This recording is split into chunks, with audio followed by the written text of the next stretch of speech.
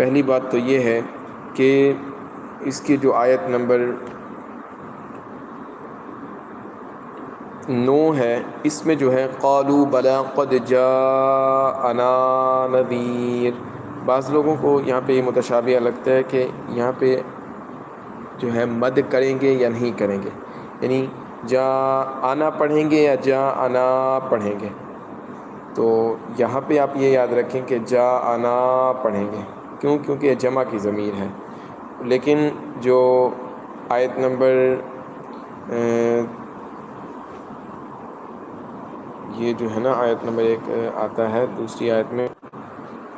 26 آیت نمبر میں جو قل انما العلم عند اللہ وانما انا نذیر مبین، یہ واحد متکلم کی ضمیر ہے، تو یہاں پہ